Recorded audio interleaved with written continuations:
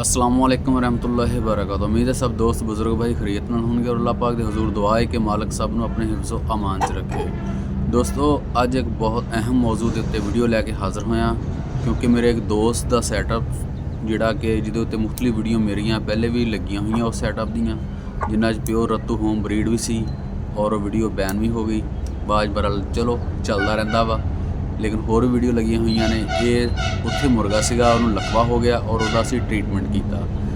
ਉਹਦੀ ਅੱਗੇ ਜਾ ਕੇ ਮੈਂ ਵੀਡੀਓ ਵੀ ਮਜ਼ੀਦ ਨਾਲ ਐਡ ਕਰ ਦਿਆਂਗਾ ਕਿ ਮਰਹਲਾਵਾਰ, ਕਿਉਂਕਿ ਉਹਦੇ 'ਚ ਥੋੜ੍ਹਾ ਜਿਹਾ ਐਂਗਲ ਹੋਰ ਇੱਕ ਦੇ ਵਿੱਚ ਬਣੀ ਸੀ ਵੀਡੀਓ, ਅਤੇ ਇਸ ਗੱਲ ਤੋਂ ਥੋੜ੍ਹਾ ਜਿਹਾ ਲੇਕਿਨ ਇਹ ਹੈ ਕਿ ਸਾਨੂੰ ਪਰਿੰਦਾ ਵਾਜ਼ਿਆ ਨਜ਼ਰ ਆਏਗਾ। ਸਭ ਤੋਂ ਪਹਿਲੇ ਤਾਂ ਅਸੀਂ ਗੱਲ ਕਰਾਂਗੇ ਕਿ ਪਰਿੰਦਿਆਂ ਨੂੰ ਲਕਵਾ ਹੁੰਦਾ ਕਿਉਂ ਆ, ਕਿਉਂਕਿ ਉਹਦੇ ਵਿੱਚ ਸਭ ਤੋਂ ਮੇਨ ਚੀਜ਼ ਜਿਹੜੀ ਹੈ ਸਾਡਾ ਆਪਣਾ ਹੀ ਕਸੂਰ ਹੁੰਦਾ ਵਾ, ਜਿਹੜਾ ਕਿ ਅਕਸਰ ਮੈਂ ਵੀਡੀਓ ਵਿੱਚ ਜ਼ਿਕਰ ਕਰਦਾ ਰਹਿੰਦਾ ਵਾਂ। ਸ਼ੌਕੀਨਾਂ ਦੀ ਹੀ ਗਲਤੀਆਂ ਕੋਤਾਹੀਆਂ ਹੁੰਦੀਆਂ ਨੇ ਜਿਸ ਵਜ੍ਹਾ ਤੋਂ ਸਾਰਾ ਕੁਛ ਆ ਜਾਂਦਾ ਵਾ।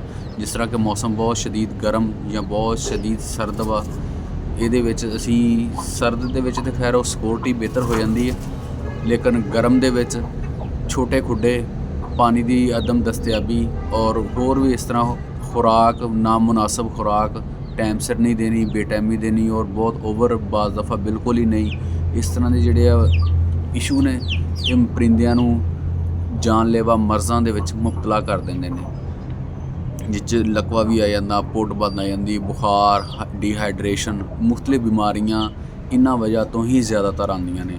ਔਰ ਅਸੀਂ ਵੀ ਇੰਟਰਨੈੱਟ ਦੀ ਦੁਨੀਆ ਦੇ ਵਿੱਚ ਹੀ ਆ ਗਏ ਹਾਂ ਔਰ ਰਹਿੰਦੇ ਹਾਂ। ਬਹੁਤ ਸਾਰੇ ਦੋਸਤਾਂ ਦੀਆਂ ਵੀਡੀਓ ਵੀ ਨਜ਼ਰਾਂ 'ਚ ਗੁਜ਼ਰਦੀਆਂ ਜੀ, 3 ਦਿਨ 'ਚ ਇੱਦਾਂ ਅਤੇ 2 ਦਿਨ 'ਚ ਇੱਦਾਂ ਅਤੇ 1 ਦਿਨ 'ਚ ਇੱਦਾਂ। ਇਸ ਤਰ੍ਹਾਂ ਦੀ ਕੋਈ ਗੱਲ ਨਹੀਂ, ਨਾ 1-2 ਦਿਨਾਂ ਦੇ ਵਿੱਚ ਮਤਲਬ ਪਰਿੰਦਾ ਬਿਹਤਰ ਹੋ ਜਾਏਗਾ, ਨਾ 1-2 ਦਿਨਾਂ ਦੇ ਵਿੱਚ ਪਰਿੰਦਾ ਬਿਮਾਰ ਹੁੰਦਾ ਵਾ ਕਿ ਇੰਨਾ ਸ਼ਦੀਦ ਹੋ ਜਾਂਦਾ ਵਾ। ਇਹ ਇੱਕ ਅੱਧੇ ਦਿਨ 'ਚ ਮਤਲਬ ਰਾਤ ਨੂੰ ਤਾੜਿਆ ਅਤੇ ਸੁਬਾਹ ਨੂੰ ਖੋਲ੍ਹਿਆ ਜੀ ਅਤੇ ਪਰਿੰਦੇ ਨੂੰ ਲਕਵਾ ਹੋ ਗਿਆ, ਪਹਿਲੇ ਫਿੱਟ ਸੀਗਾ, ਇਸ ਤਰ੍ਹਾਂ ਨਹੀਂ ਹੁੰਦਾ।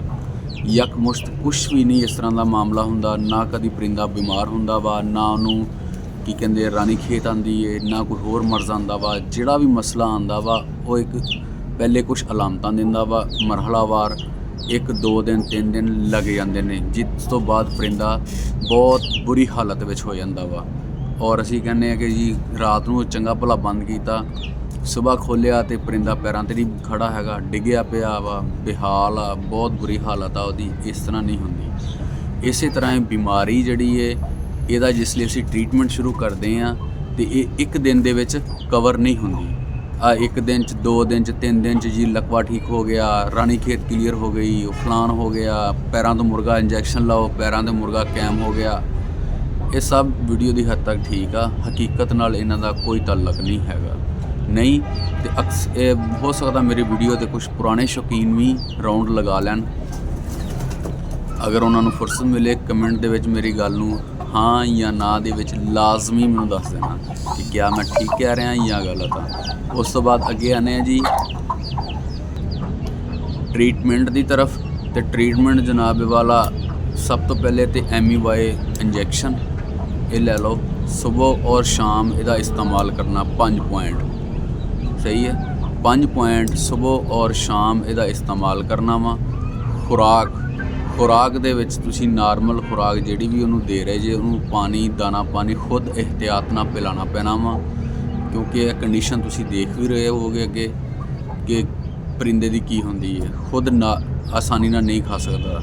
10 ਦਾਣੇ ਕਾਲੇ ਚਨੇ ਰਾਤ ਨੂੰ ਲਾਜ਼ਮੀ ਦੇਣੇ ਆ ਔਰ ਇੰਜੈਕਸ਼ਨ ਸੁਬਹ ਔਰ ਸ਼ਾਮ ਇਸਤੇਮਾਲ ਕਰਨਾ ਵਾ। ਨਾਲ ਜ਼ੈਤੂਨ ਦਾ ਤੇਲ ਹੈ, ਉਹਦੇ ਨਾਲ ਗਰਦਨ ਦੀ ਉਹਦੀ ਮਾਲਿਸ਼ ਕਰਨੀ ਹੈ, ਸਹੀ ਹੋ ਗਿਆ ਜੀ।